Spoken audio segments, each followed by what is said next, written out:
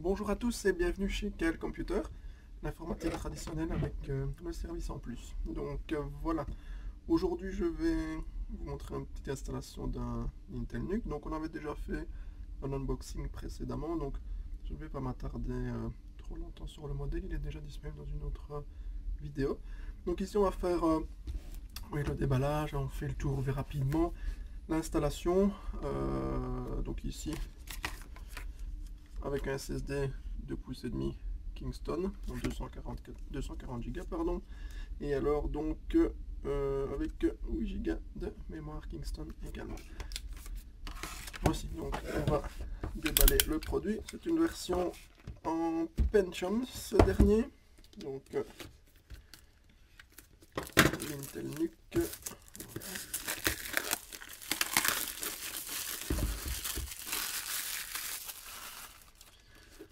Donc voici l'Intel NUC, le 5 PPYH, donc 5e génération processeur Intel Core en Pentium. Comme d'habitude, les petits NUC avec, on va faire le tour rapidement. Voici.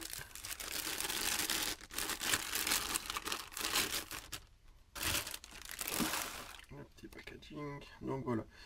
Sur la version Pentium, lecteur de carte SD, ici sur le côté, le verrou casse Intel Lock comme d'habitude, de l'USB en façade, prise casque, audio, etc. Enfin, ça on a déjà fait le tour dans les autres modèles. Différence en version Pentium comparé à i3, i5, etc. Voilà, donc on a l'alimentation. Donc sortie optique, ici on a une prise VGA.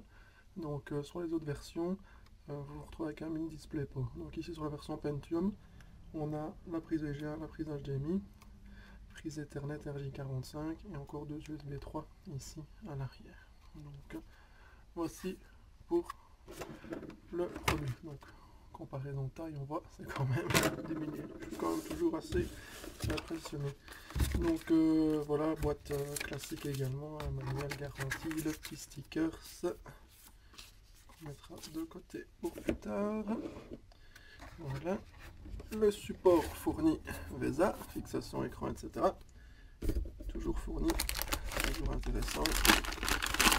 Notre chargeur avec tout son lot d'embouts comme d'habitude. Le vis et voilà. Donc celui qui nous intéresse ici. Donc, comme d'habitude, tout son lot d'embouts suivant pays, région où vous vous trouvez. Donc voilà.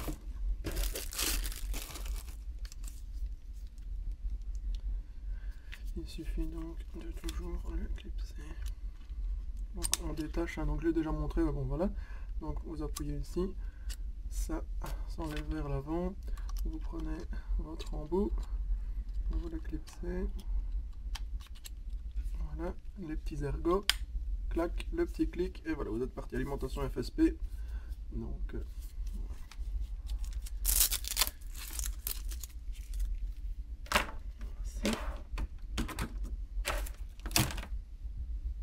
Alors ici donc dans ce modèle, donc comme je le répète, version Pentium qui sera équipé de 8 Go de mémoire pour le client ici et un SSD de 240 Go. Donc on va enlever ici, démonter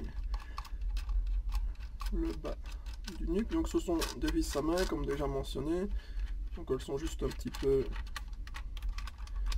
serrées, donc il faut juste donner un petit coup de tournevis pour la débloquer et puis après vous pouvez achever à la main.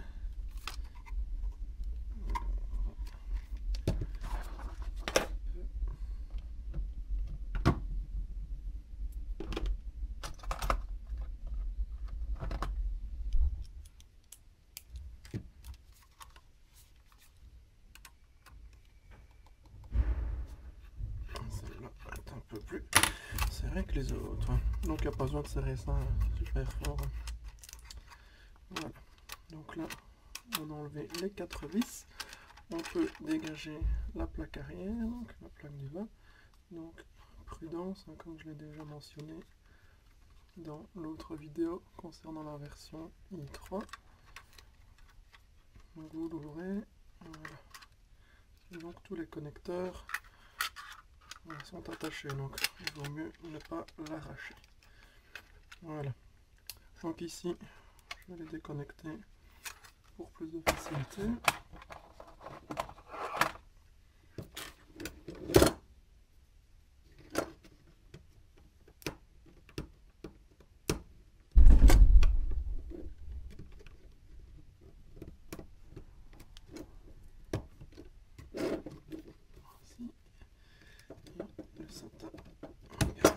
Voilà.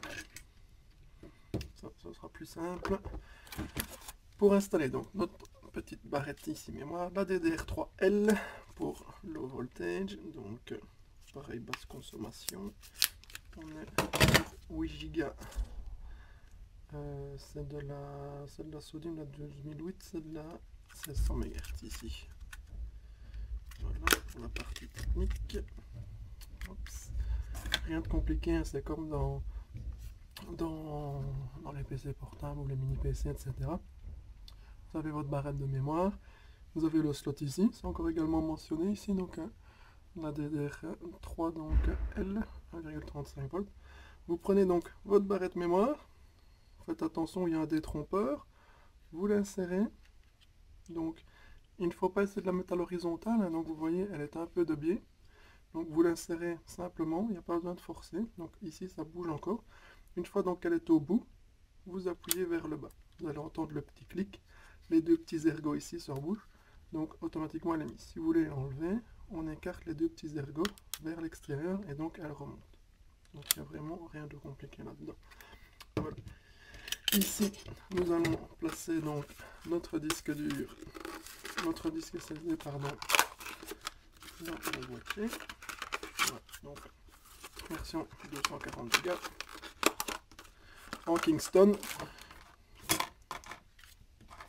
sans garantie 3 ans en plus, donc voilà. Ici donc on voit au fond, donc on a le connecteur, donc comme dans les PCO, donc l'alimentation, donc faites attention, la partie SATA donc ici est sur la gauche et l'alimentation sur la droite, donc veillez à ce que ça corresponde bien avant de l'enficher. Voici, donc on l'enfiche dans l'appareil ici.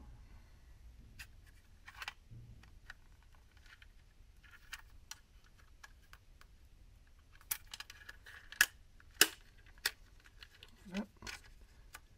Voilà, donc là il est au bout, vous le sentez bien de toute façon. Pour l'enlever ici, de nouveau, on ne saura plus y accéder. Vous appuyez si vous devez changer de disque dans le futur ou autre. Donc voilà. Donc pour l'installation matérielle, c'est déjà terminé. Hein, donc c'est très très rapide. Il y a vraiment rien de compliqué là-dedans. Donc voilà. Ici donc on peut mettre donc un disque ici, donc une barrette.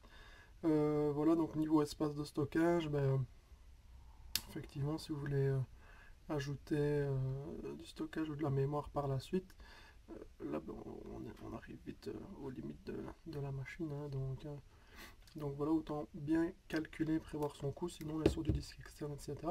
Maintenant, ici on a un SSD 240 Go, c'est un PC à destination bureautique, avec tout ce qui est stockage cloud maintenant, disque externe, disque réseau, etc. Ou même si vous ne voulez pas du SSD, ou si vous avez les moyens de monter sur des quantités beaucoup plus grandes, ou du disque classique, hein, on peut monter encore jusqu'à 2 Tera en 2,5, de l'hybride aussi, hein, chez Seagate pour le SSHD, etc. Enfin, tous les compromis sont possibles et existent, hein. Le tout c'est de bien calculer ce qu'il faut au départ. Donc voilà, on va rebrancher donc notre connecteur ici, l'alimentation et le SATA. Alors, donc on se fie aux petites flèches, donc front, le devant de l'appareil, donc ce sera comme ceci. Voilà.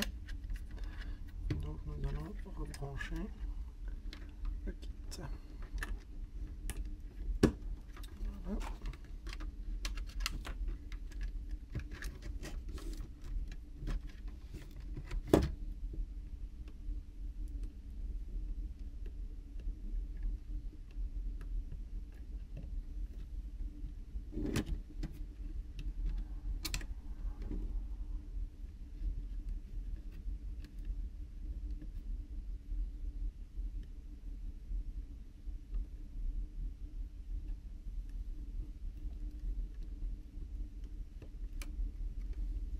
ici le tout est reconnecté. Personnellement, moi, je l'enlève toujours.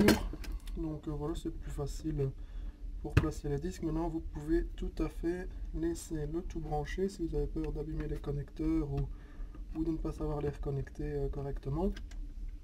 Et travailler de toute façon sur le disque. Le tout, c'est de voir ne pas arracher les câbles, tout simplement. Donc voilà, les disques sont déjà très bien maintenus.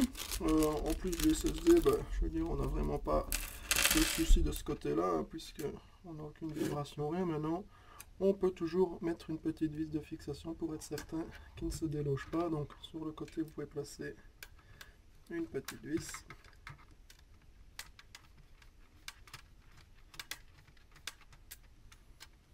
Le tout d'être en face. C'est un peu...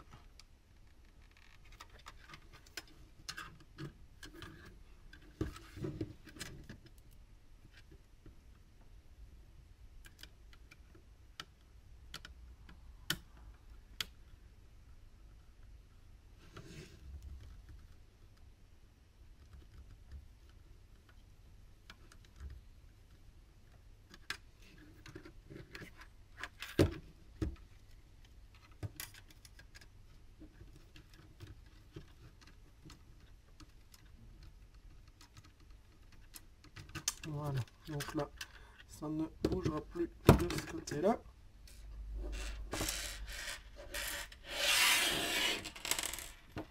Ainsi, donc on peut donc refermer la base nuque. Donc vis à main, je le répète, donc vous refermez simplement jusqu'au maximum.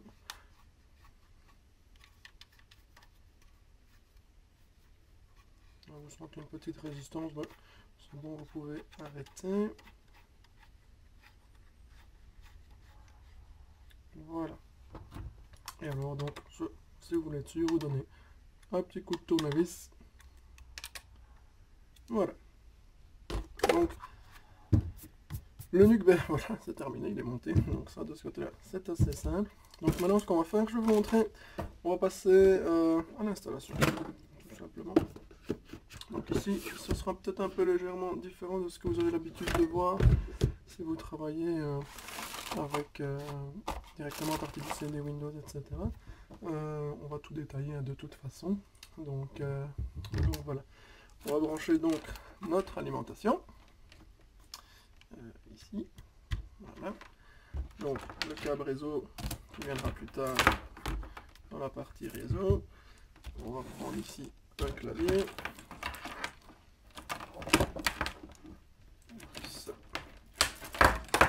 Voilà. Je vais tout recentrer. Donc voilà pour le clavier. Alors je vais nous trouver une souris. Voilà.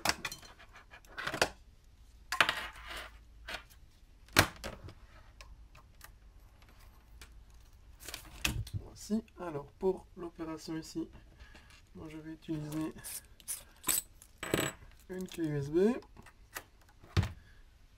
et donc un lecteur CD externe, c'est pour le déploiement des images ici en tant qu'intégrateur système, une version de Windows PE modifiée donc pour déployer des images directement pour les PC, donc client final, utilisateur final, hein, donc il n'y a plus que la clé de licence à mettre et son nom.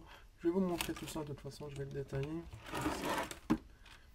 Vous verrez donc tous les choix possibles si vous devez faire l'installation par vous-même de A à Z en bootant sur le CD, un CD physique ou une clé USB, ou alors si c'est déjà un système préinstallé, comme ce sera le cas ici, alors à ce moment-là on démarre, on est directement sur l'écran des préférences système tout simplement. Donc voilà, donc pour les besoins ici, on va se déplacer. Hop. Alors,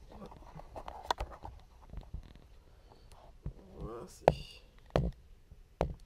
Vu sur l'écran, ça sera mieux.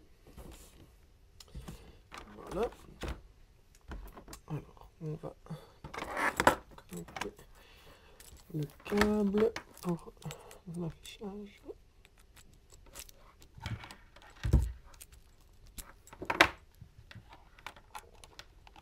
Et voici. Donc là, notre nuque, tout est câblé. Voilà, donc l'écran, l'alimentation, souris, clavier, lecteur CD externe ici dans mon cas, ma clé USB. Donc voici, on va pouvoir donc démarrer et faire donc l'installation. Voilà, je vais insérer mon CD dans le lecteur. Voilà, pour démarrer le NUC, rien de compliqué, le petit bouton ici.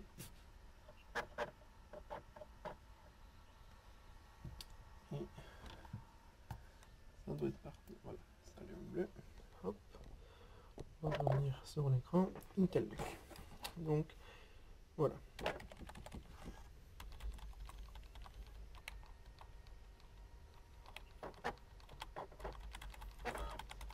Ici donc on va démarrer.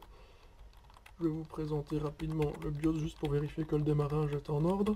Sinon vous n'aurez rien à faire de ce côté-là. Généralement tout est programmé pour l'utilisateur final, que tout se passe tout simplement. Donc voilà, ici donc on est sur le BIOS Linux. Donc si vous n'avez jamais eu l'occasion de voir un BIOS ou autre, ben voilà, donc maintenant on est tout en UEFI, hein, donc tout est animé, on a des graphismes partout, l'utilisation de la souris, enfin, ça a quand même très bien évolué comparé au BIOS qu'on avait auparavant. Voilà, tout simplement, ben, ici donc moi je vais vérifier que donc on boot bien sur ici mon lecteur CD, tout simplement. Voilà, il n'y a rien de spécial. Tout est automatiquement paramétré. Maintenant, vous verrez, il y a 8 Go de RAM. Donc voilà. Je referai le tour éventuellement. Je peux faire une vidéo si vous voulez voir tous les paramètres détaillés. Mais bon, généralement, à moins que vous fassiez votre PC de A à Z vous-même, que vous soyez un overclocker ou vous voulez jouer un petit peu avec des paramètres spécifiques, c'est pas nécessaire. Donc voilà. Ici, juste vérifier qu'on est bien donc sur notre lecteur CD par défaut en UEFI, donc de ce côté là c'est correct. Donc, on va quitter, on va redémarrer.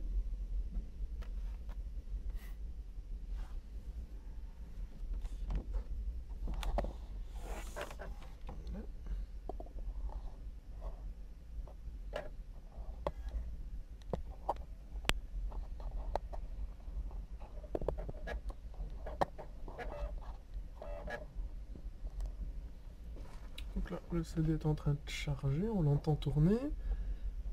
On va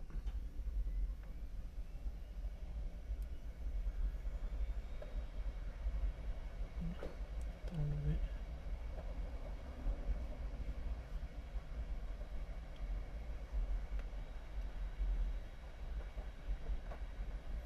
Voilà, donc là, vous avez donc, si vous bootez sur un CD classique, vous avez donc ça. Donc appuyez sur n'importe quelle touche pour continuer. Donc voilà, si vous avez un CD physique, il n'y a rien qui est installé, nouveau disque SSD, disque dur, etc. Vous appuyez sur la touche, on va démarrer donc en UEFI pour faire l'installation. Donc ça, c'est une des méthodes que vous risquez de rencontrer si vous faites un PC vous-même de A à Z et que vous achetez la licence séparée. Donc ça n'a pas été préinstallé par un intégrateur système, quelqu'un qui conçoit des PC, etc., etc. Donc voilà, on appuie dessus et c'est parti, ça va démarrer. Et la chose que vous aurez à faire lors de l'installation, qu'on ne verra pas ici sur cet écran, il faudra choisir simplement votre langue, le clavier, votre région et le fuseau horaire. On fait suivant et c'est parti. Donc voilà.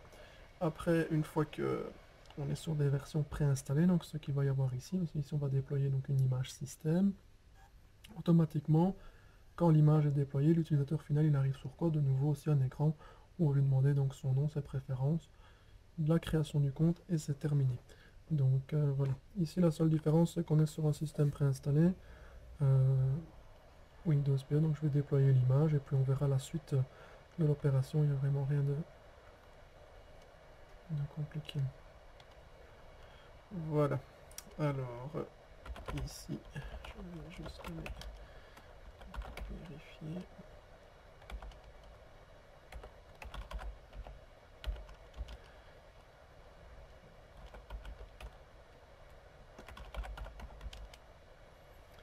Donc ma clé et la Corsair sur le C, ok.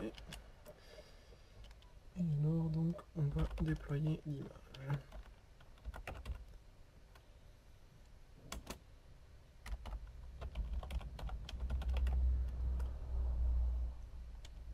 Donc tout ça c'est en plus si vous voulez aussi faire vos CD automatiquement, il faut savoir que tout est fourni gratuitement sur le site de Microsoft. Hein, donc vous pouvez très bien faire vos CD personnalisés vous-même. Il y a même des clés, donc des clés de produits par défaut pour préinstaller les machines et vous entraîner. Donc c'est vraiment bien fait. Tout est bien expliqué. Donc si vous êtes un peu bricoleur, ici par contre j'ai pas configuré mon clavier en français, donc on est en QWERTY. Alors voilà.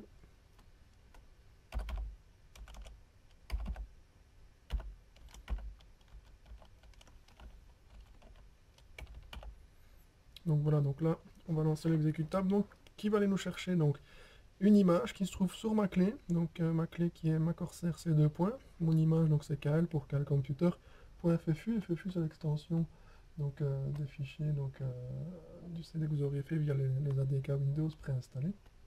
Donc voilà, et on va donc la déployer sur le disque physique,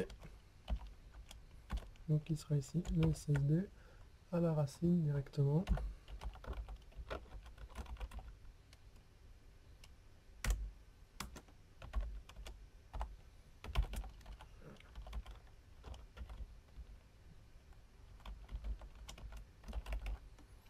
Voilà.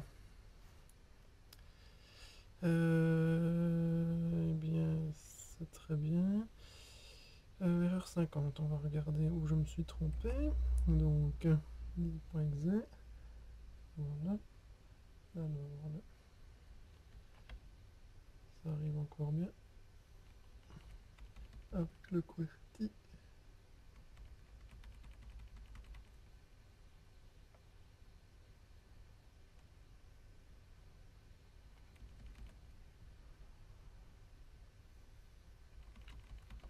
Donc ça, c'est bon.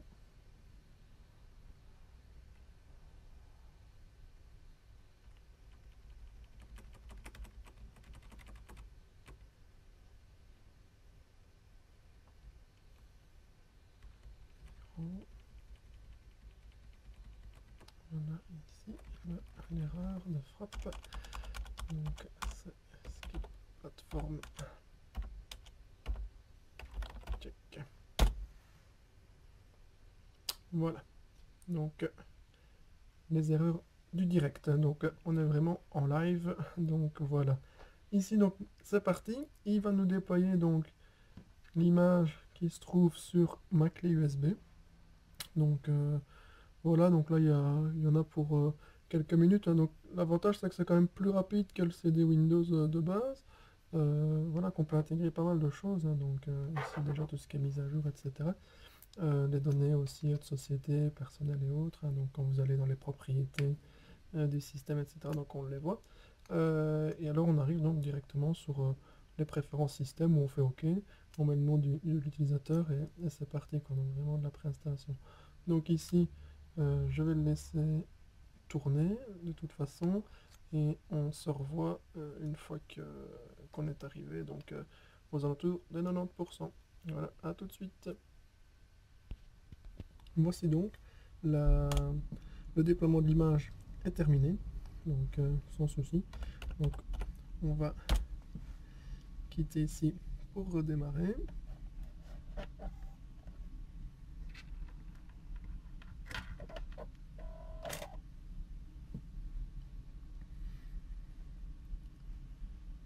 On va vérifier si ça va redémarrer automatiquement tout seul, sinon on ira configurer le disque en démarrage. Voilà, c'est parti.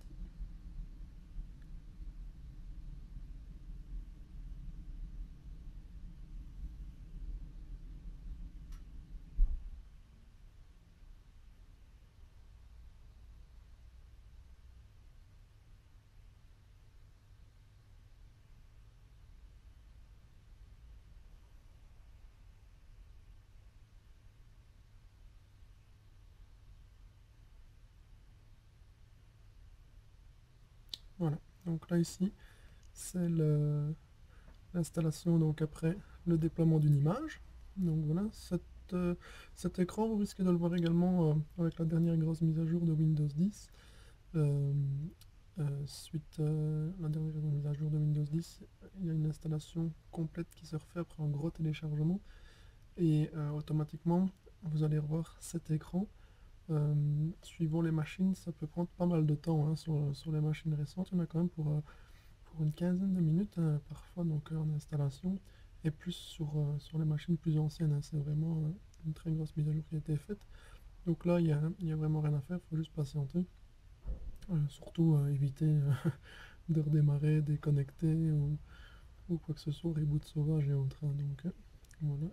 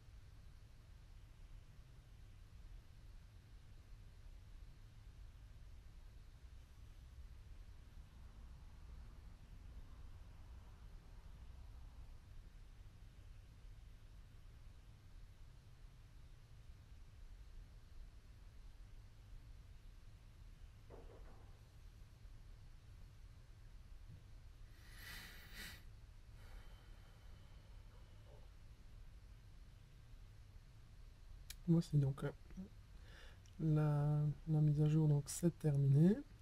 Donc là, le PC va redémarrer et nous charger donc l'invite utilisateur final donc pour Windows 10.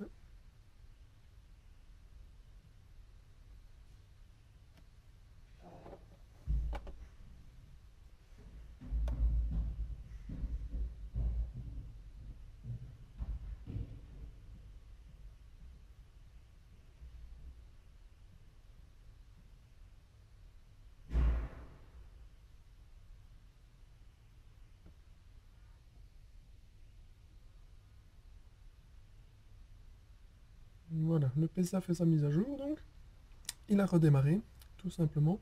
Donc là, on va attendre qu'il finisse l'initialisation. Et alors, donc on va arriver sur l'invite de l'utilisateur donc pour Windows 10. Alors ici, introduire nom, prénom, etc. Si tout s'est bien passé.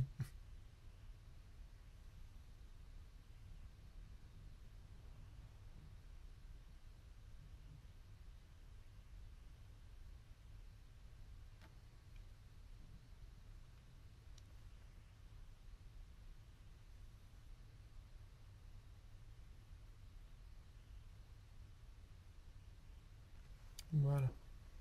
On prend bonjour, comme on appelle ça. Donc, ça c'est l'écran donc que vous verrez si vous achetez un PC donc, qui était préinstallé, par exemple donc un portable de marque, hein, Lenovo ou que sais-je, ou un PC chez un intégrateur système, donc, par exemple comme ici chez moi, ils sont préinstallés, donc automatiquement vous arriverez quand vous allumez la machine sur cet écran là. Donc là il n'y a vraiment rien de compliqué, donc on choisit le pays, la langue, le type de clavier donc, que vous allez utiliser, le fuseau horaire, et voilà, on fait donc suivant. Ici donc il va demander la clé de produit, donc vous recevez soit avec le CD une clé de produit, un certificat d'authenticité ou une licence papier à télécharger, ce genre de choses. Donc voilà, ici je vais juste la reporter. Si vous êtes dans des versions test ou autres, il faut savoir aussi donc il y a des clés de produit par défaut qui existent pour les préinstallations. tout simplement. Donc voilà, ici, comme le Wi-Fi est intégré, il nous propose donc de nous connecter également donc à un point d'accès. Donc vous choisissez ou pas. Donc voici.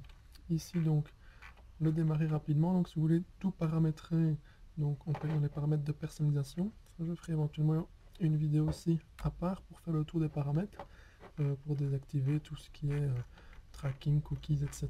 Si voilà, si vous êtes un peu parano par rapport à tout ça. Sinon, la plupart des gens cliqueront sur ce que je viens de faire, la configuration rapide. Donc on y reviendra dans une autre vidéo, ça pour effacer et bloquer un peu tout ce qui est tracking de la part de Microsoft. Donc voilà, ici donc vous tapez votre nom utilisateur, un mot de passe ou pas. Donc voilà, ici je vais l'enregistrer sous le user. On fait de nouveau suivant.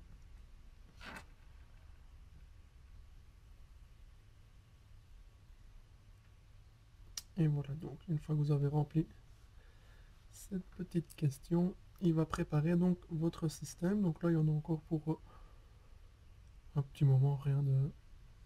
Ça doit aller assez rapidement. Et on arrivera donc sur notre bureau.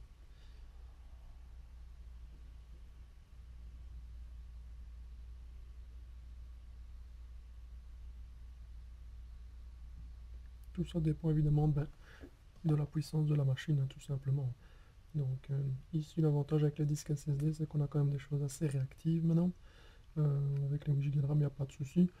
Le Pentium peut-être un peu allez, le maillon faible ici dans tout ce qui est installation et autres ou multitâche.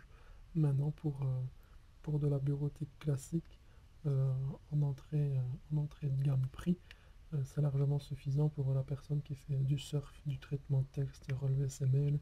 Donc c'est des petites machines qui fonctionnent très très bien.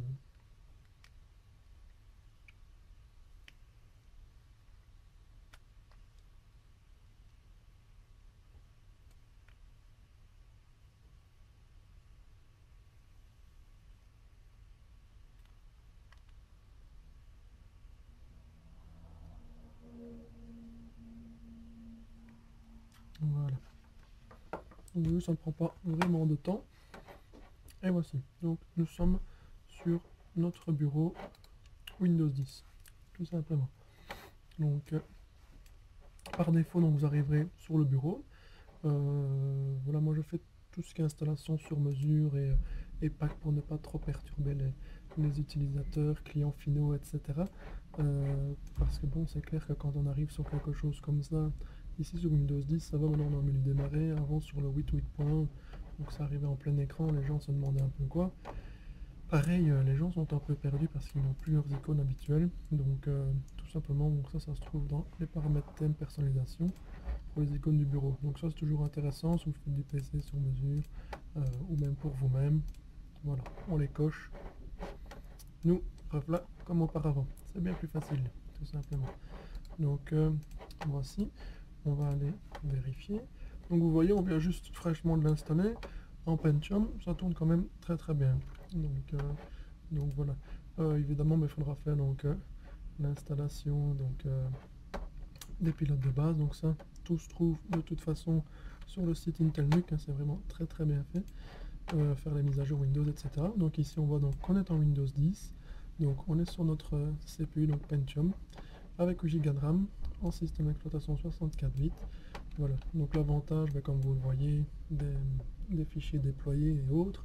Mais voilà, ici donc vous pouvez customiser aussi vos systèmes, hein, donc avec votre nom de société, votre téléphone, vos heures d'ouverture, le support en ligne qui ouvre le site web, votre site web.